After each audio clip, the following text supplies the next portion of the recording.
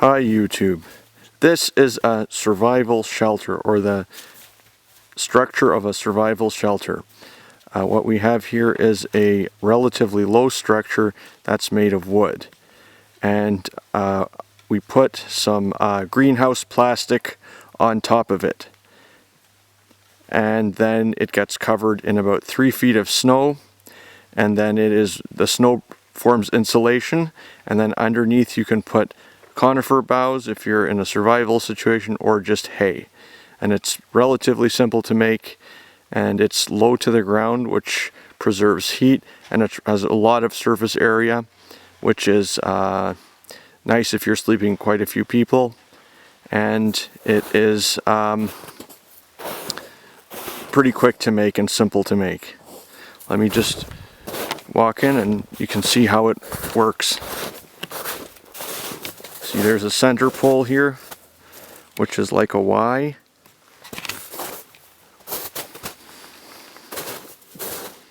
Like that.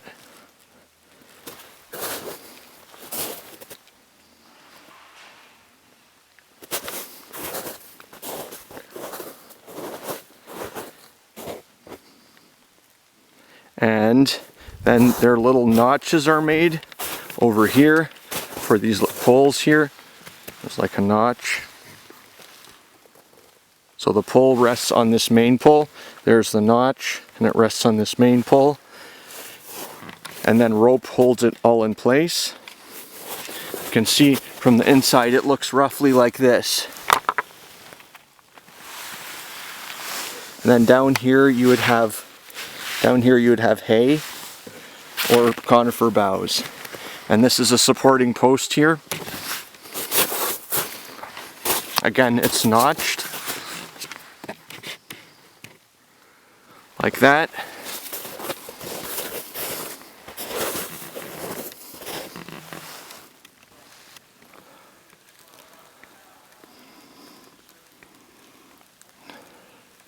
The dimensions of this fort are probably 12 feet wide, maybe 16 feet long, and maybe 4 feet high.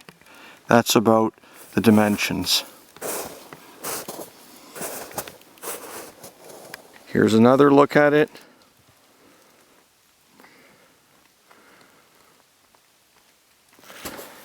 Sort of walk around the structure.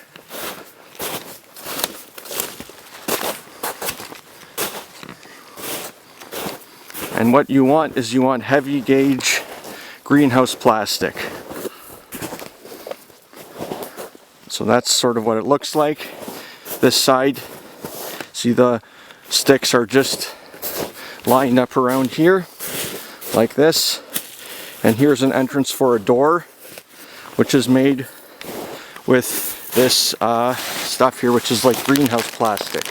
It's pretty thick, and it can be patched with duct tape, which is available at many hardware stores.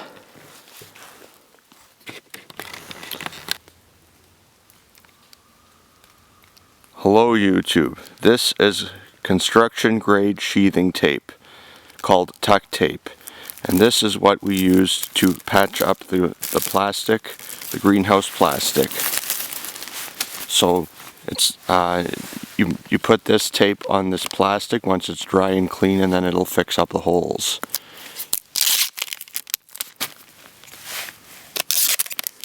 It's really sticky, and you can just rip it with your with a knife or with your teeth, but preferably a knife. So here it is, and you can just stick it right on top. It's pretty hard to do it one-handed like that. It'll patch it. Thanks for watching. Bye. This is the side post here, and this is supporting the structure from the side. And this one is a little different. It has a notch made in the top, like this. See, there's a notch, and this piece was notched thin, and their notch was taken out of here, so it fits together. It's relatively simple to do with a saw. And you can go down here like this, and you can see what it looks like. See, it's low, and the lowness makes sure that the hot air doesn't go to the top, and it's relatively warm. Once it has 3 feet of snow on top of it, it's almost invisible, even if you're 15 feet from it.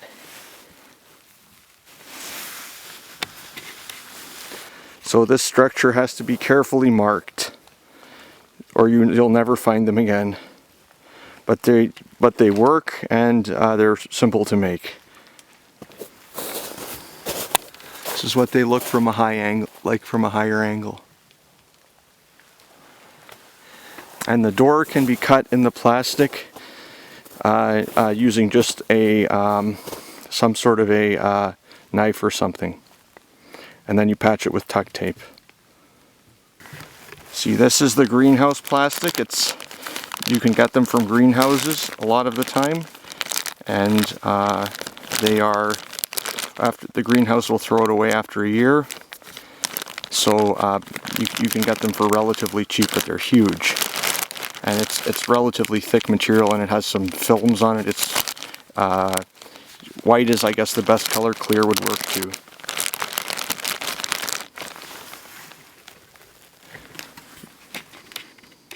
The best place to put this structure is in conifers, because they're very windproof, like cedars or something like that. Although this isn't that sort of a setting, but conifers are the best. Conifers are the best place to build these forts because they are very sheltered from the wind.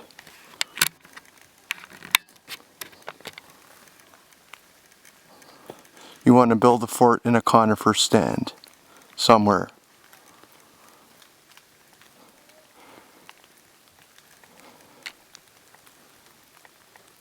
The edge of the plastic gets buried underneath the snow, and this keeps the warm air in, or you can put logs or stones over the plastic. The idea is just to have some sort of a seal, and then the warm air, because the structure is relatively low, keeps the structure warm, warms it up from maybe, if it's 20 Celsius or minus 20 Celsius outside, it will warm it to approximately 2 Celsius inside, and then the conifer boughs go down there, or the hay, whatever you happen to have.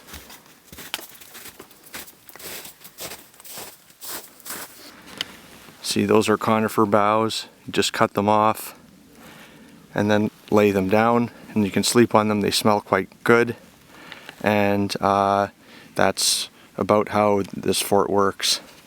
Thanks for watching. Bye. These forts are virtually invisible when they're buried underneath the snow. They just look like a little hill. So it's very, very hard to find even your own fort, so it might be a good idea to mark it with flagging tape.